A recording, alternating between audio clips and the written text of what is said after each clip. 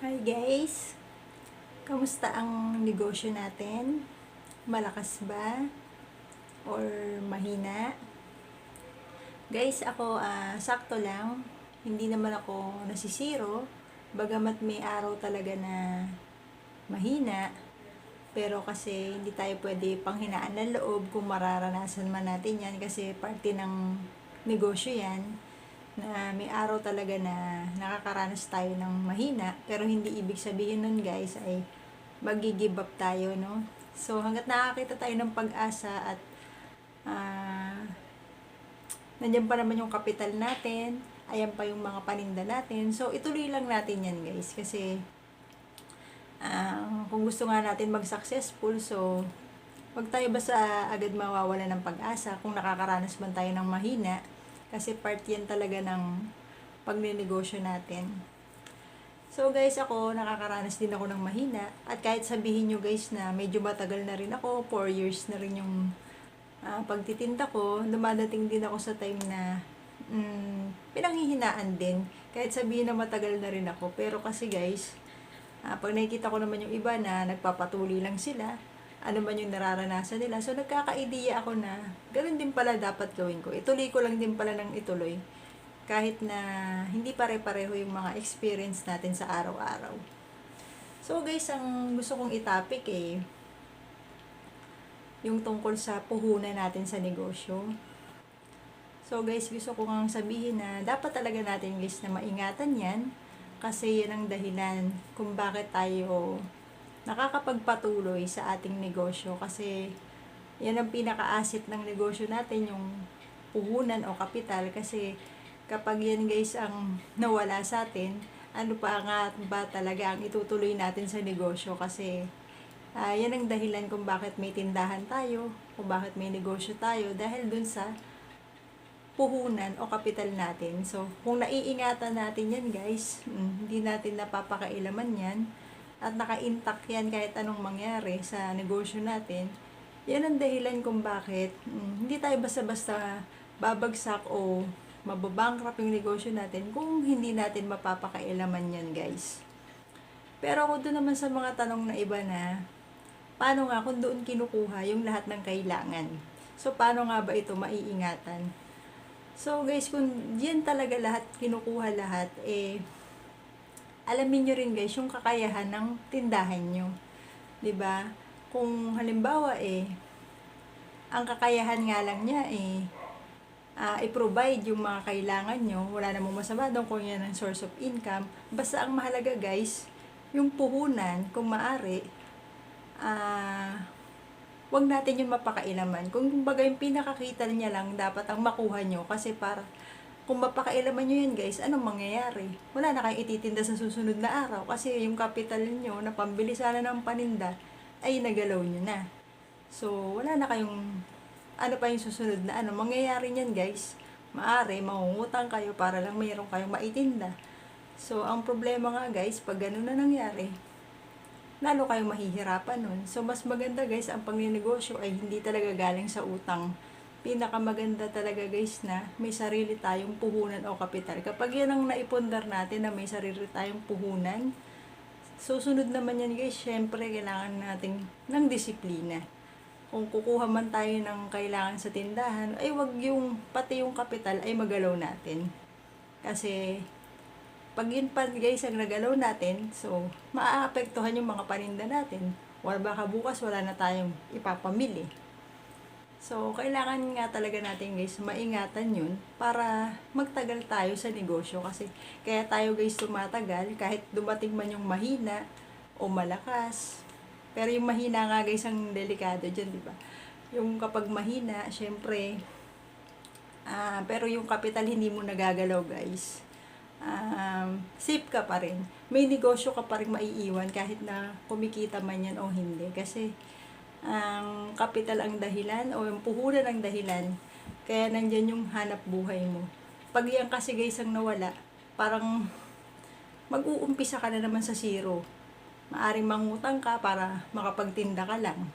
So mahirap guys kung mangungutang pa tayo. Pero kung yung puhunan na yan na pag-iingatan natin, nakakagawa tayo ng paraan para wag siyang magalaw, mas mabuti guys, di ba? para wag tayo lalong mabaon sa hirap. Kagaya niyan, matumal na nga guys, tapos magalaw pa natin yung pinaka source of income ng tindahan. Yun ang dahilan guys, kaya maraming hindi talaga nagtutuloy sa negosyo kasi nga hindi nila na papanatili yung puhunan. Pati yung puhunan guys hindi nila nasisave, hindi nila na ililigtas sa mga kailangan.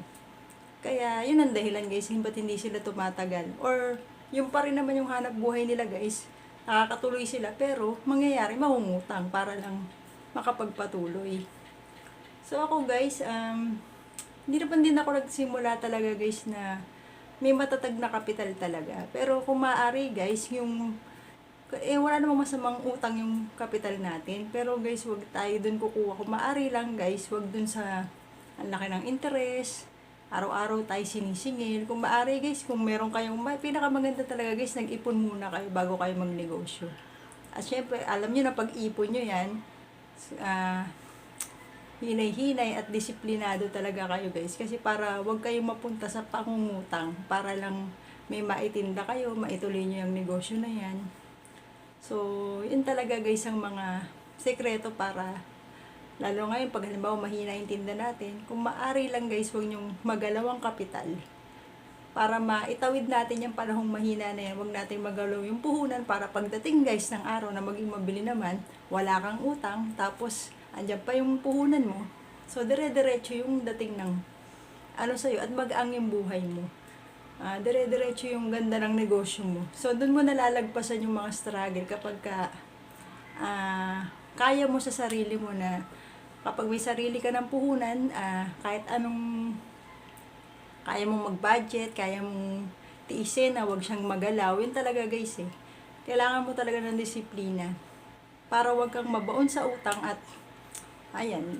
umasenso at lumago ka kahit ano bang dating ng panahon, mahina man, o yun, pag mahina talaga guys, yun kahinaan natin sa pagtitinda yan. Dumating man yung ganyang struggle, hindi tayo dumating sa sobrang hirap ng buhay natin. Bagkus pag dumating pa nga guys yung hindi mo guys magagalaw yung puhunan mo, intact yan, at pag naging mabili, yan ang dahilan kung ba't uunlad ka at hindi ka lulubog.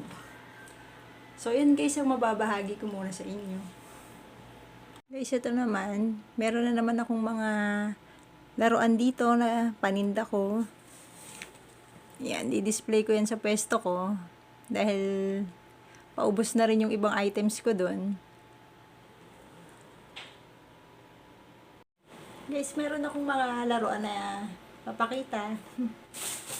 So, ito nga guys. Kagaya nito.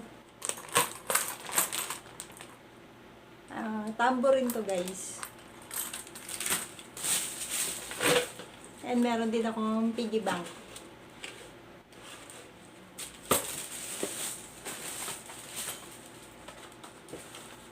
So guys, ito nagtitinda rin ako ng mga yoyo.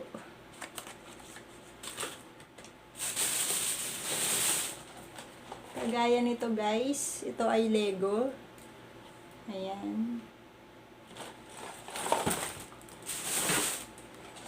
Ito pa yung isa guys. Kasi mga bata sa amin mahilig sa ganito.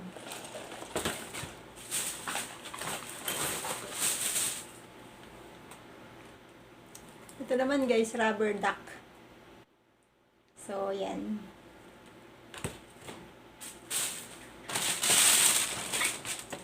Ito guys, nagtitinda rin ako ng binocular. Ito yung baril na. Ayan, ganyan. Ito pa guys.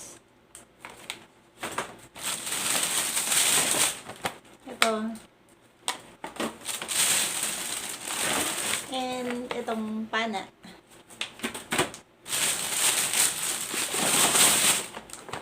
Ito guys.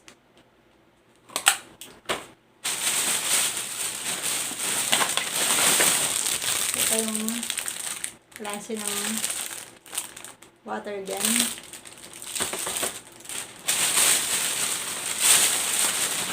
And si mermaid.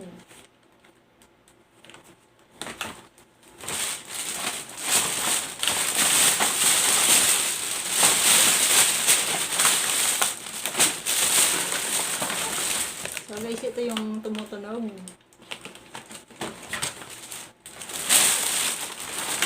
And xylophone. Pana, pambabae naman.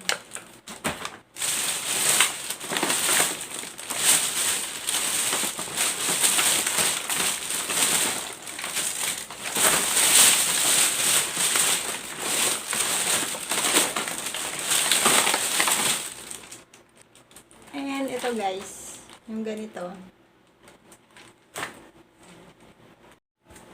So guys, kaya ako nasabi na kailangan nating ingatan ang puhunan natin kasi ayokong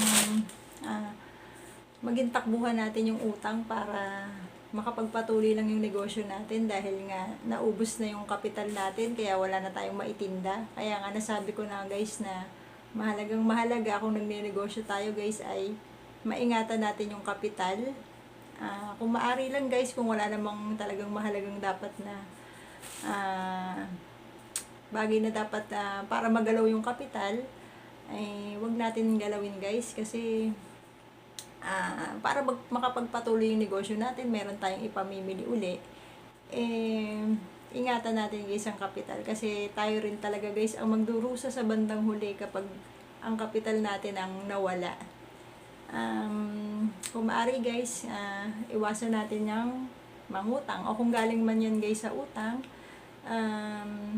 yun nga guys, mahirapan talaga tayo guys pag galing sa utang pero kung talagang yan nanggaling guys sa utang, kung maaari lang guys huwag tayong kumuha dun sa utang na alam natin hindi natin kayang bayaran yan. Halimbawa lalo na kung araw-araw maningil tapos ang laki ng tubo, talagang mahirap guys, lalo na guys kung nag-uumpisa pa lang yung hanap buhay natin. Hindi pa natin to gamay, nag-uumpisa pa lang tayo, hindi pa natin alam guys ang pasikot-sikot ng negosyong pinasok natin. So napakahirap guys kung galing yan sa utang kasi wala pa tayong ka-idea kung paano ang gagawin natin dyan sa mga negosyo natin. Kasi guys, alam kong walang nagsimula ng negosyo na marunong agad So, bago natin matutunan yan guys, minsan taon bago natin yan nagagamay, nalalaman kasi kailangan mo muna ng experience para malaman mo na ay ganito pala, may araw palang mahina, may araw na hindi. So, malalaman mo guys kung paanong discarding dapat mong gagawin kapag ganun. So, kung nag-uumpisa pa lang nga guys, mas maganda guys talaga, may papayo ko, huwag kayong mangutang guys. Kung nagbabala kayong magnegosyo, mag-ipon muna kayo. Para kung sakali guys na magne-negosyo na kayo at mararanasan nyo yung maaring, totoo yan guys, wala talagang isang araw click agad. Maaring nandyan pa nga guys na yun nga mahina. So syempre kapag ganyan guys, hindi nyo dapat magalaw yung kapital niyan kasi syempre mahina na nga, magagalaw nyo pa.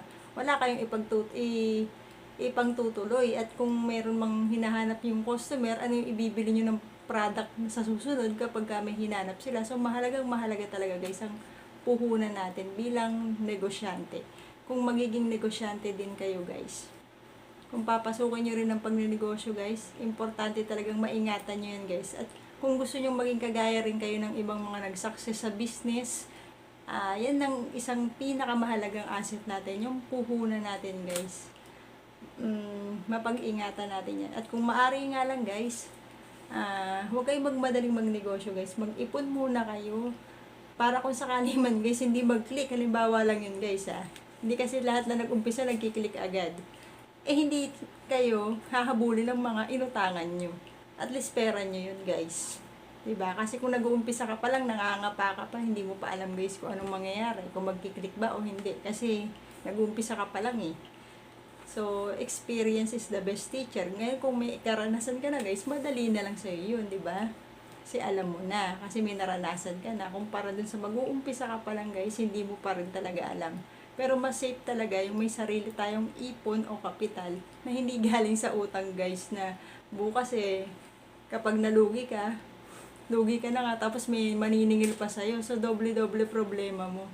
So, mas maganda guys kung magbabala kayo magnegosyo, lalo kung mag-uumpisa pa lang kayo kasi subok pa lang naman, maganda guys may ipon kayo at hindi galing yun sa utang. At yun nga, kung meron na kayong kapital, Mm. Ingatan nyo yan guys, para huwag kayong mapunta sa utang or mangutang para lang makapagtinda kayo uli. Kasi mahirapan talaga kayo guys. At hindi ko yan sinasabi guys dahil para panghinaan kayo ng loob. Kasi nakita ko na rin yan sa iba. Talagang hirap na hirap silang makabangon at makabawi dahil talagang puro utang yung nangyayari. At yung pera nila ngayon, mangungutang sila uli, pambayad din uli sa isa pang utang. So parang wala na talaga guys katapusan yung nangyayari. At ayoko guys na maranasan nyo yung ganun. Kaya tingin ko, maganda talagang ipayo ko guys na pag-ingatan natin yung kapital natin sa negosyo. So yan lang muna guys. Bye bye!